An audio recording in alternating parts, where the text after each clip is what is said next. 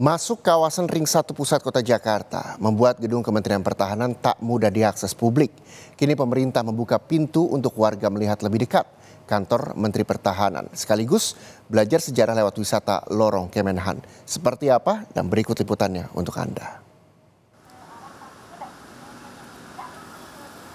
Didampingi pemandu wisata dari Kemenhan, pengunjung pertama kali diajak melihat patung Bung Karno dan Tugu Api Abadi. Posisinya persis depan Gedung Jenderal Sudirman, Kompleks Kementerian Pertahanan, Medan Merdeka Barat, Jakarta Pusat. Selanjutnya wisatawan melewati pintu belakang Gedung Sudirman, memulai napak tilas di lorong sejarah. Di sana sejarah perjuangan kemerdekaan bangsa sejak akhir era Hindia Belanda 1942 hingga kerja-kerja pemerintah dipaparkan dalam visual. Selanjutnya warga juga berkesempatan naik mobil maung dengan kapasitas mesin 2.500 cc produksi PT Pindad untuk keliling kompleks Kemenhan. Respons positif disampaikan para pengunjung dalam wisata lorong sejarah ini. Kesannya sangat senang sih ya, kita bisa tahu gitu sejarah Indonesia. Mungkin dulu belajar di sekolah cuma kurang mendalami kayak gitu. Jadi nggak cuma dilihat dari buku, jadi nggak ada gambaran. Pas di sini jadi kayak gitu. Ya, jadi bisa ngeliat-lihat juga nih daerah-daerah sekitar sini. Apalagi ini areanya kan area Ring 1, jadi iya betul. Kesannya sih kalau dari saya sangat bisa mempelajari apa sejarah dari dulu ya. Kita bisa mempelajari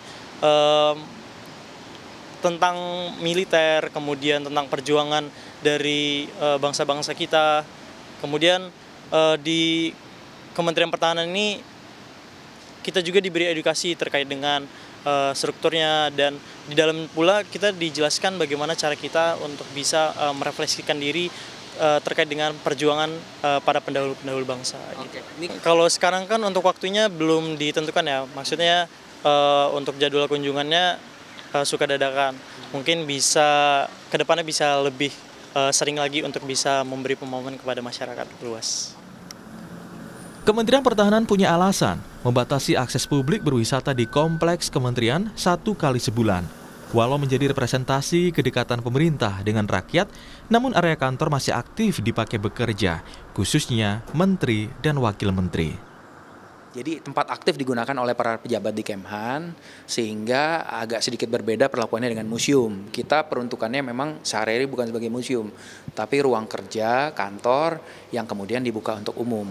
Sehingga dalam pelaksanaan sehari-hari itu kita tidak memungkinkan. Kita pilih hari Sabtu. Di hari Sabtu pun juga tidak mungkin dibuka bebas, karena ini ada daerah-daerah yang memang masih kita batasi aksesnya, sehingga harus dipandu. Kita menyiapkan pendamping dan pemandu setiap hari Sabtu. Memang baru sebulan sekali. Rencananya nanti kalau sudah lancar di bulan ketiga, bulan keempat kita akan tambah frekuensinya 2 minggu sekali. Untuk bisa mengunjungi wisata lorong ini, pengunjung perlu mendaftarkan diri atau membeli tiket ke Museum Nasional agar dapat mendapatkan akses. Wisata edukasi lorong sejarah dapat memberikan informasi mengenai identitas dan perjuangan bangsa Indonesia. Wisata ini diharapkan juga membuat masyarakat mengetahui lebih rinci mengenai pertahanan Indonesia saat ini. Tifa Solesa, Feriska Immanuel, Kompas TV, Jakarta.